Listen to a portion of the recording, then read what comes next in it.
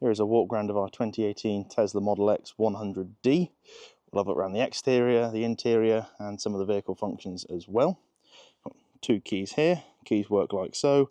Lock and unlock on the roof, but you can also open up the doors by pushing in the sides, like so. That's them at their full open position. Now, obviously, they won't go that high in an underground parking lot. They do have a sensor on the roof to stop it, but then you can close them by double clicking on the key fob as well. If you've got all of them open, you can close everything with 3 clicks on the roof, because you can also have it where you walk up to the driver's door and that opens up for you automatically. You can open up the bonnet, although this is a manual close, but we'll have a look underneath. There we go. So it's plenty of space under here. Normally with charging cables, the tow bar and things like that's under here. They're in the boot at the minute, but they're underneath, like so.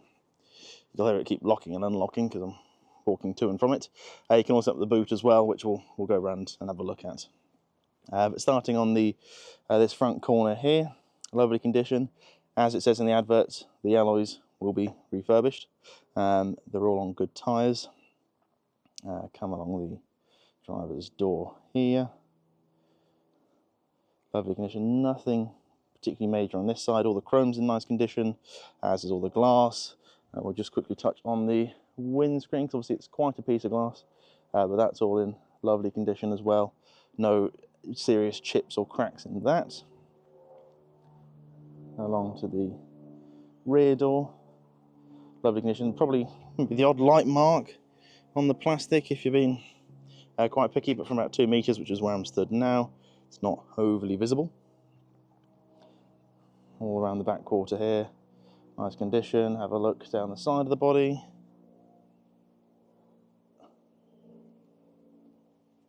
All lovely. Moving around to the back here,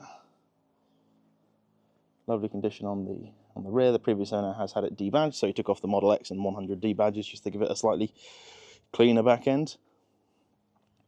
As I mentioned, boot opens up with the key like so, or there is a little button just underneath there, underneath the S. But you can see I've got the seats up in the back, and they fold just by pushing the button on the side and pushing them forward, like so. And then underneath here, there's loads to look at under here. I'll go to it in a bit more detail, but as you can see, this is from the photos. This is all the original Model X, not that side, the other side. Model X suspension arms, or camber and tow arms, and lowering links as well. Obviously, it's got the intuitive links on at the minute. You've got 3-pin cable in there, Type 2 cable, the tow bar, the Tesla roadside kit, and the windscreen blind as well. Let's see if I can put this box back. I'll pop it there for the time being, because I'll put the seats up in a second. You can close the boot up there as well, like so. Coming round to this side, nice, all lovely condition. Charge ports on this side. You can usually open it by holding open the boot. It pops open, or we can push it and it opens.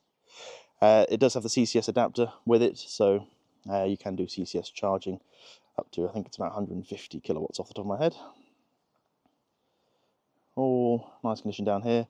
There's a small sort of little dent just down there. You can just sort of see it, or it just sort of catches the light. But apart from that, it's not a great deal to outside of normal wear and tear. All lovely condition down this side. You can see it sits a little lower at the front. That's because of those lowering links, which are adjustable. It's not a hard job to do. Wheel off, and then it does come with a little Allen key you can use to adjust it. In terms of front bumper, all really nice condition. If you get really up close, you'll see the odd little stone chip, as you'd expect with the mileage. Obviously, we do have things like that touched in, so it looks really nice from a reasonable distance, which is where I'm at about 2 meters. Again, you can hear it locking and unlocking. The mirrors do fold in when they lock. That setting's just turned off at the minute. But if we have a look in, so you can open up the doors just by pushing like so. So it is the lovely cream interior, all in nice condition. As I said, we had a part exchange, so we know the previous owner, we know how he's had the car treated, and he has seriously looked after it. He upgraded to one of our Porsche Taycans, so it's we've got quite the eye for for detail, to say the least. Bring the rear seats up like so, and the headrests, all in lovely condition. As far as I know, he said he's never actually used the rear seats. I think he mainly wanted the 6th seat for this sort of open bit here. Just because I think it looked quite stylish, which it does. It's not many cars with that sort of feature. Looking in terms of the driver's side, bar my boots that have left a bit of dirt, it is in lovely condition. Nothing. Lost my train of thought. No sort of marks or scratches on the steering wheel. The seat's in lovely condition. There's no real heavy creasing to the bolsters at all. Little bit of sort of jean dye just coming through, which is common with the lighter interiors. You can see here, all lovely condition.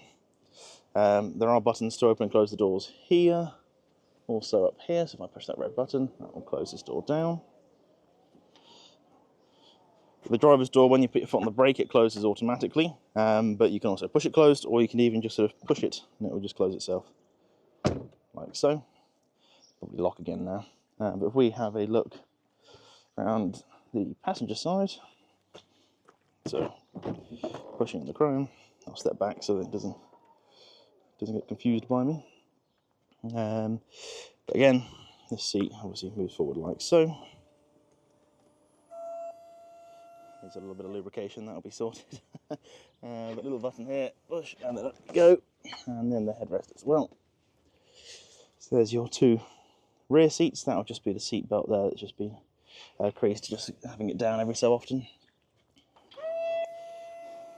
That will be oiled. That's a little bit squeaky. But in the back, you've got the rear cup holders, which just open up like so. They're often common to fail those, so that's good. That's nice. It's working. Again, close the door like so.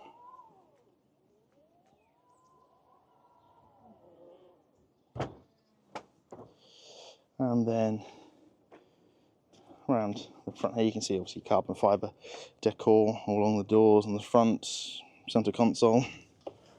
If we ever sit in, centre console opens up like so. You can open up this little section here. You've got USBs and 12-volt socket down there. You've got cup holders underneath the armrest there. A glove box as well with the original roadside assistance guide as well. You can open up all the doors off the screen. So if I just open the drivers, for example, see that's all functional. And close it like so. Screen's working as you'd expect, nice and smooth because of the MCU2. Obviously, look through all the radio, climate down here, Sub-Zero weather pack, standard on this age, but all the seats are heated, as well as heated steering wheel. You can control the rear climate from here as well. All the car options, so pedal and steering, suspension, you can see it's set to medium, charging. As you've seen in the advert with the battery health report, it's hardly ever been supercharged, which is quite rare. I think that's probably the lowest supercharged car we've ever actually seen. And we've had some very low mileage cars and newer cars with more supercharging than this one. But everything works as it should. There is a decent amount of Tesla invoices. It has been four-wheel aligned not long ago. It's got all the guides on the intuitive adjustable suspension as well, but you can see it does sit on a nice line. We have checked the tyres and there is no inner wear. It does sit a little bit lower at the front. That's more his preference because you can see a little bit more, obviously with a slightly slanted bonnet, but it does give it quite an aggressive stance as well, which is nice.